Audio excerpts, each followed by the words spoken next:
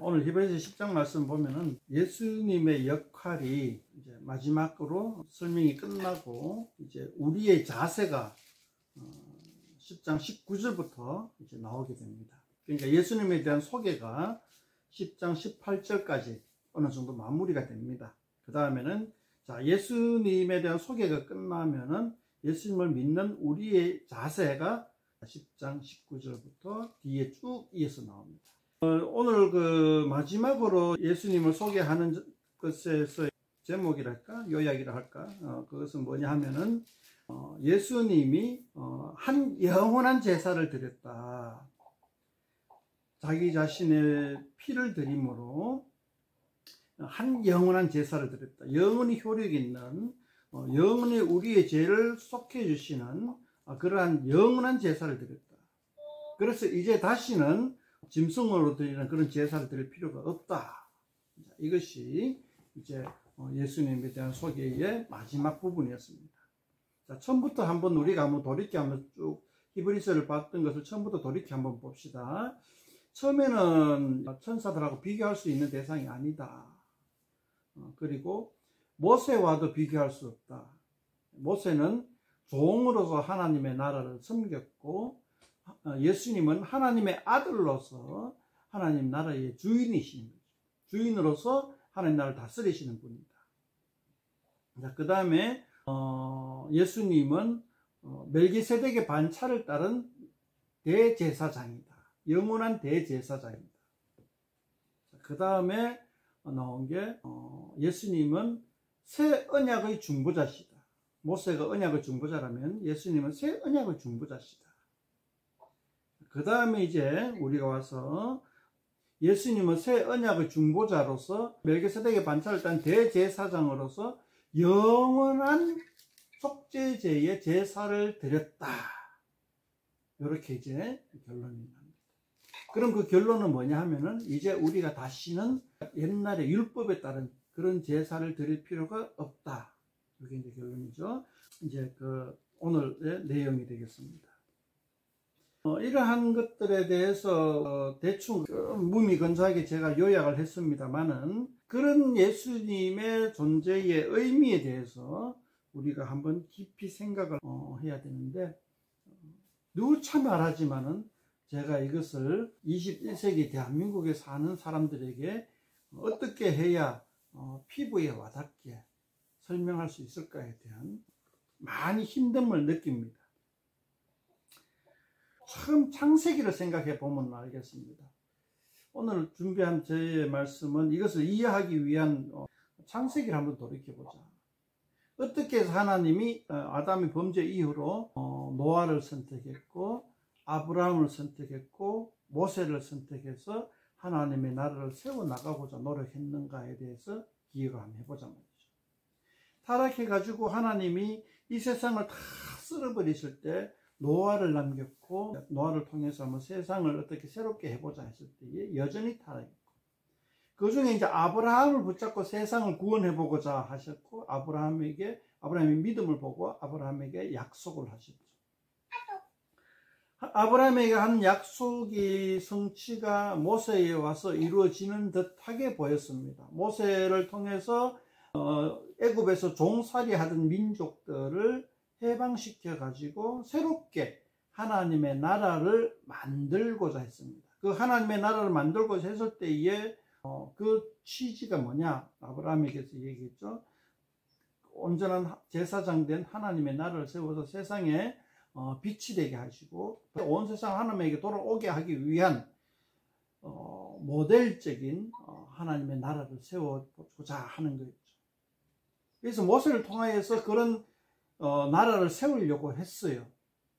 자, 그런 모델적인 하나님의 나라를 세우려고 했을 때에 모세의 공동체는 실패하고 맙니다. 엄청난 많은 불신으로 인한 범죄를 하게 되죠.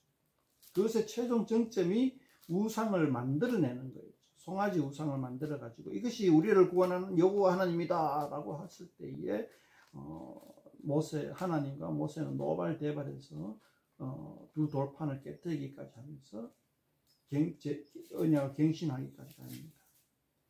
그럴 때에 그러한 인간의 본연의 죄를 늘 생각나게 하고 늘 회개하는 마음으로 하나님 앞에 설 수 있도록 제사 제도가 정착이 됩니다. 자, 그럴 때에 제사 제도의 취지가 그렇다는 거죠. 여기 히브리서에서는 그 제사 제도는 그림자요, 비유요, 모형이라 이렇게 얘기하고 있는데, 그 모형을 계속 함으로써 세상에게 보여줄 하나님 나라의 모형을 유지하는 데 있어서 자기 자신의 죄를 늘 생각나고 깨닫고 돌이키게 하는 그런 역할을 해왔단 말이죠. 자, 그러면 하나님 나라의 모형이 그럴진데 세상 나라는 어떻게 할까요? 세상 나라는 자기의 죄를 깨닫지도 못하고 생각나지도 못하고 회개하지도 못하는 거죠. 그것이 애굽이었고 바벨론이었고 메소포타미아였고 헬라 제국이었고 로마였고 또 중세 비잔티움 제국이었고 또 유럽의 게르만 제국이었고 오늘날에 있어 가지고는 이 세상에 주름 잡고 있는 미국이 될 수도 있고 그렇습니다. 이 세상 나라는 이런 제사 제도가 있는 유대 민족보다도 더 자기 죄를 모르고 자기 죄악 속에 파묻혀 산다는 거예요. 그랬을 때에 우리가 예수님의 영원한 한 제사가 의미가 있는 겁니다. 예수님의 영원한 한 제사로 인하여서 우리는 우리의 죄악을 깨닫게 되고 또 예수님을 통하여서 영원한 한 제사를 드림으로 말미암아 그 죄의 문제를 해결해 나간다. 그런데 이렇게 이야기를 해도 우리는 우리 죄가 뭔지에 대한 실감이 전혀 나지 않는 것은 현실입니다. 이렇게 큰 역사를 보더라도 자, 우리 앞에 당장 놓여진 아침에 눈 뜨고 밥 먹고 출근하고 애기 보고 저녁에 씻고 자고 하는 이러한 일상생활 가운데에 있으면은 우리의 죄를 조망해 볼 수 있는 능력이 상실될 수도 있어요. 그런데 역사적으로 한번 봅시다. 우리가 큰 틀에서 역사를 훑어보면은 이러한 인류의 죄악들이 눈에 싹 들어와요. 세상에 무수한 제국들이 흥망성쇠를 겪잖아요. 그러한 역사를 보면은 그러한 죄악들이 참 한눈에 보여요. 어처구니 없는 그러한 죄악 속에 모든 사람들이 그냥 죄 속에 멸망하고 있는 거예요. 헬라 제국을 한번 봅시다. 헬라 제국이 잘 나가던 페르시아 제국입니까? 페르시아가 아마 페르시아를 멸망시킨 게 헬라 제국이 싶은데 그랬을 때에 젊은 알렉산더 대왕이 그냥 아무 생각 없이 전쟁을 일으켜가 싸움의 귀재니까 괜히 싸워서 상대방을 멸망시키는 거예요. 아무 목적도 없어요. 그냥 무조건 들이받는 거예요. 그냥. 그러다가 갑자기 젊은 나이에 또 꼴까닥 죽어요.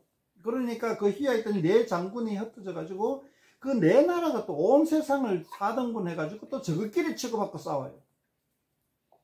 그 와중에 젊은 사람들은 그 장군의 밑에서 다 죽어나가는 거예요. 그 와중에 유대 왕국도 휩쓸려 가지고 이쪽 왕국에 붙었다 저쪽 왕국에 붙었다 하면서 매 전쟁에 휩쓸려 죽어나가는 거예요.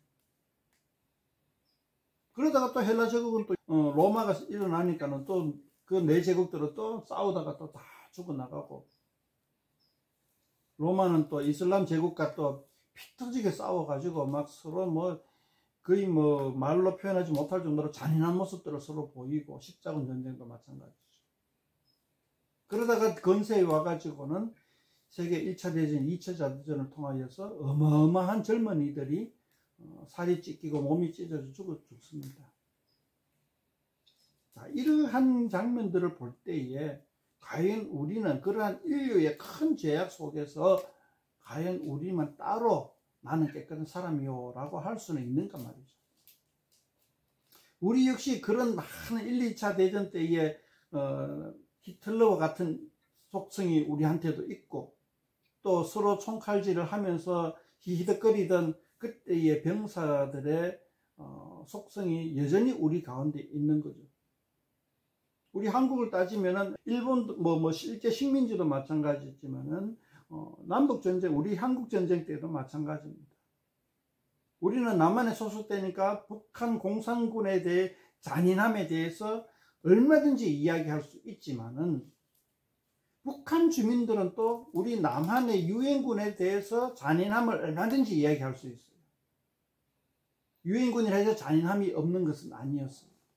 전쟁의 포화 속에서 젊은 사람들이 대중의 그 심리에 의해서 온갖 잔인한 짓을 마찬가지로 공산당과 마찬가지로 유엔군도 행하여 왔단 말이죠. 베트남에 가면은 알 수 있잖아요. 우리는 국군이 영웅이다가 베트남에 가서 많은 훌륭한 일을 했다, 베트남 해방시키는데 일조했다라고 하지만은 현재 베트남 주민들은 가장 유엔군에서도 가장 악랄한 군인들이 한국군이었습니다. 이렇게 얘기합니다. 한국군이라는 치를 떨고 있습니다. 다른 어떤 나라의 군인들보다. 그런 속성들이 우리한테는 없느냐는 거죠. 우리가 단지 깨닫지 못할 뿐이라는 거죠. 그러한 잘못들에 대한 깨달음과 그러한 잘못들에 대한 죄를 해결하는 데 있어서 우리 예수님이 새 언약의 중보자로서 멜기세덱에 따른 반차를 딴 대제사장으로서 한 영원한 제사를 드리는 과정 중에 우리를 초청했단 말이죠. 제가 설명드릴 수 있는 오늘 준비한 이야기는 이 정도인데, 그러나 여전히 부족하다는 것 인정합니다. 여전히 막연하다는 거 인정합니다.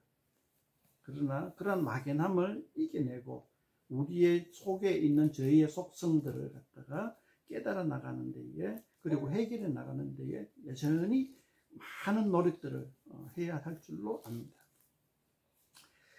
자, 일단은 우리가 오늘 10장 18절까지 예수님의 소개 중에 끝으로서 예수님이 한 영원한 제사를 드렸다.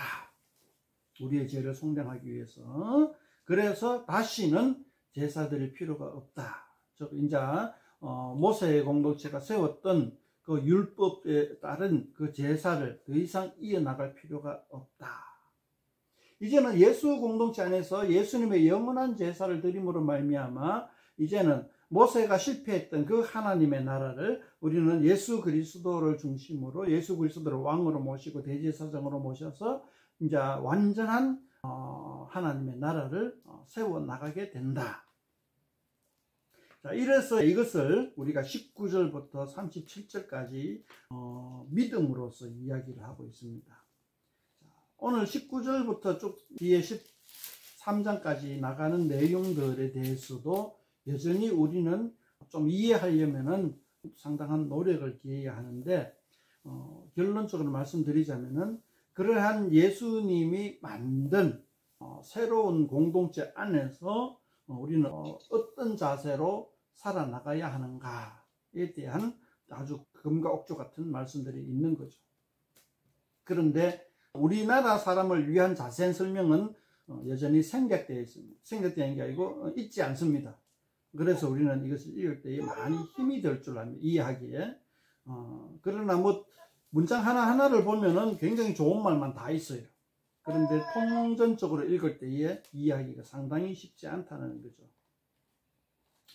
자, 19절 한 절만 한번 읽어봅시다. 그러므로 형제들아, 우리가 예수의 피를 힘입어 성소에 들어갈 담력을 얻었다. 성소라 하면 이제 하나님의 존전이죠. 우리말로 우리 동양식으로 표현하지만 하나님의 존전이고 하나님의 면전입니다. 하나님의 면전에 들어갈 담력을 얻었다. 이스라엘 유대교의 전통은 하나님의 면전은 곧 죽음의 길입니다. 하나님의 얼굴 앞에 하나님의 면전에 딱 서는 것은 그 자리에서 바로 죽음을 면하지 못하는 그러한 심판의 자리입니다. 죄를 가지고 조그만 죄라도 있는 사람이 하나님의 면전에 서면 바로 심판을, 즉결 처분을 당하는 그런 무시무시한 게 하나님의 면전입니다. 그런데 예수님을 믿는 사람은 하나님의 면전에 설 담력을 얻었다. 웬만한 믿음이 있지 않으면 이것을 가지지 못한다는 거죠. 그러한 담력을 얻어서 이제는 20절에 보면 휘장 가운데로 열어놓은 새로운 살길이요 휘장 곧 그의 육체니라. 휘장인 이제 성소와 지성소를 나누는 그 휘장을 이야기하는데, 그 가운데로 예수님이 십자가에 못 박혀 죽으실 때 그 휘장이 찢어졌습니다, 가운데가. 그리고 그 가운데로 열어놓은 새로운 살길이라고 히브리서 기자는 표현하고 있습니다. 그곳으로 이제 우리는 들어간다는 거죠. 지성소로, 하나님의 면전으로, 면전 중에 면전으로 우리는 예수님이 열어놓은 길로 들어가 버립니다. 거기에 들어가도 죽지 않는다는 굉장히 담력이 있어야 되겠죠. 옛날 유대교에서는 그 휘장을 지나갈 때에 대제사장은 어마어마한 두려움에 떨면서 들어갔어요. 그리고 발에다가 딸랑이를 발목에 차고 들어갔어요. 그리고 발에다가 긴 그 밧줄을 매달고 들어갔어요. 하나님의 면전에 잘못 서면 대제사장도 바로 죽어버리기 때문에, 그러면은 하나님의 면전에 서서 죽어버린 대제사장의 시체를, 죽음을 끄집어내올 방법이 없어요. 그 지성소에 들어갔다가 또 똑같이 죽어버리니까, 대제사장처럼.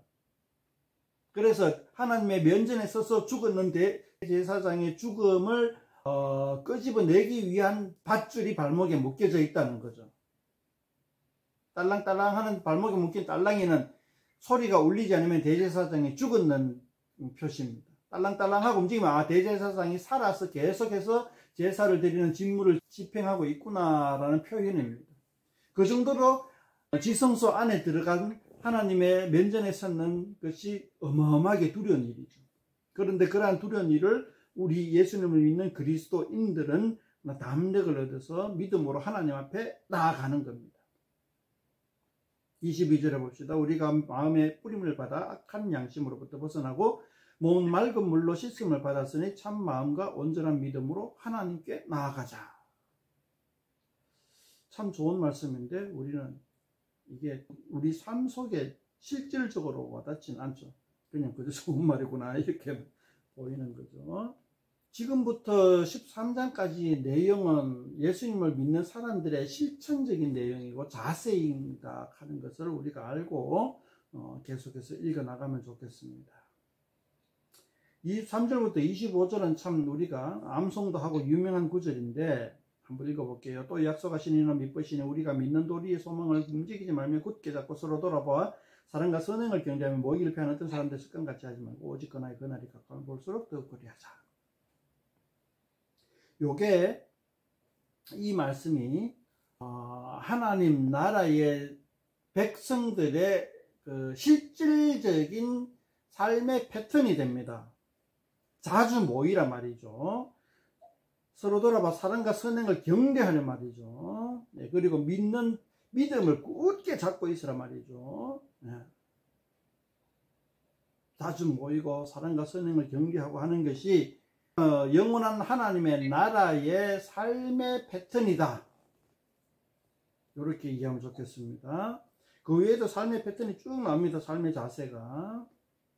26절부터 31절까지는 이렇게 예수님의 피를 받아서 하나님의 나라에 들어온 사람은 경고합니다. 다시 뒤로 물러나지 말라고. 모세의 율법을 어겨서도 그 광야에서 다 죽었어요. 40년 만에. 그 애굽에서 나온 사람들이.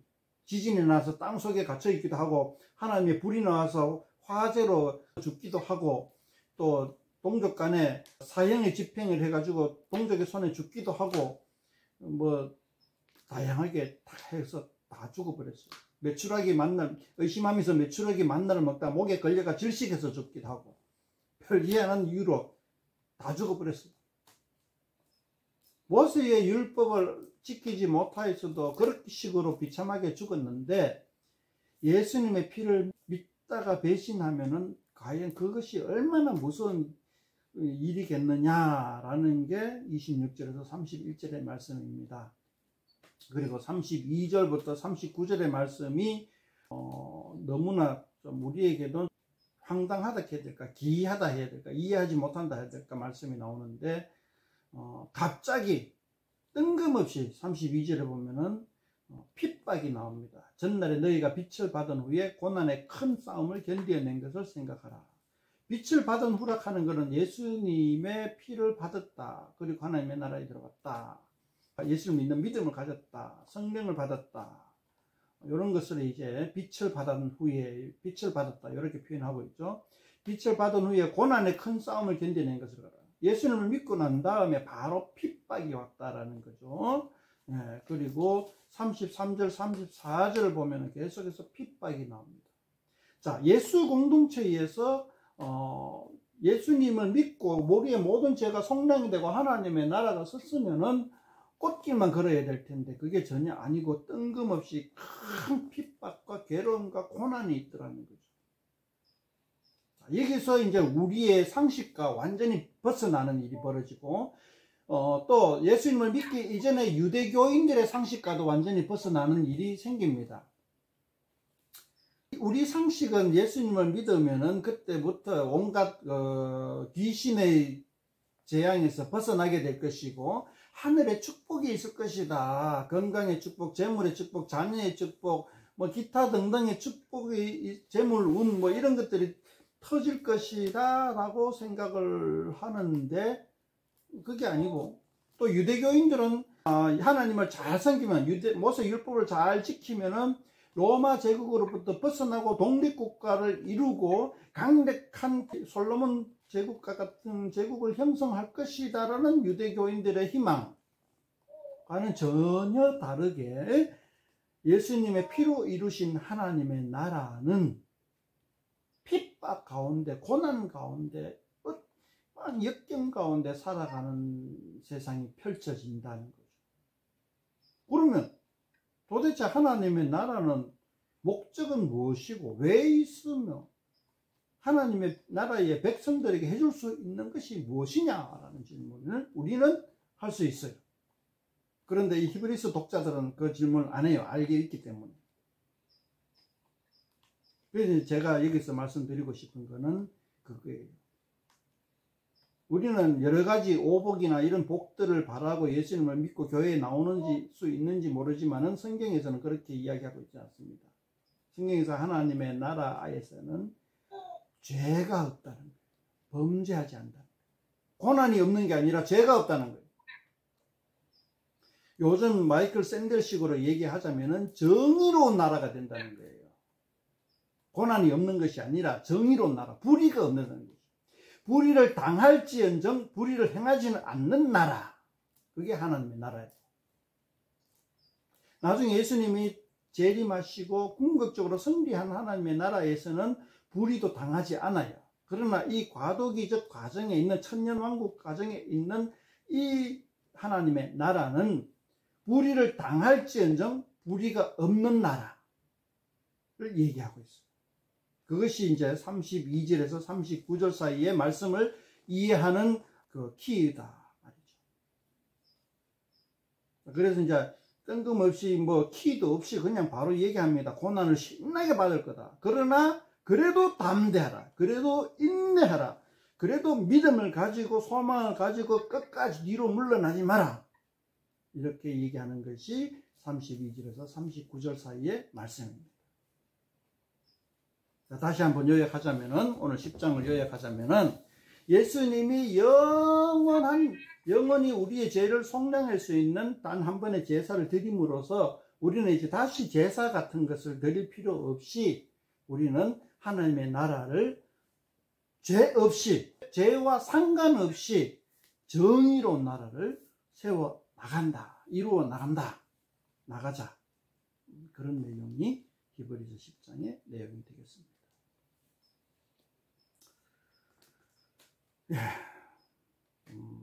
제가 뭐 굉장히 강화식으로 이야기를 했는데 용서를 해주시기 바라고 될 수 있으면 겸허하게 이야기를 하고 싶은 게 저의 바람이고 소망이고 그게 더 바람직한 건데 현실은 제가 강화식으로 얘기하지 않으면은 제 말을 허공에 붕 뜬 상태로 사라져버리는 것, 안개같이 사라지는 것 같아서 강화식으로 얘기를 하는데 강화식으로 얘기를 해도 안개같이 사라질 염려가 크죠. 확률도 크고 제가 강화식으로 얘기를 했습니다만은 제 은식으로 받아들이고 이 시간에 같이 좀 질문이나 또 다른 이견이나 또 하고 싶은 말씀이 있으면은 해주시면 고맙겠습니다.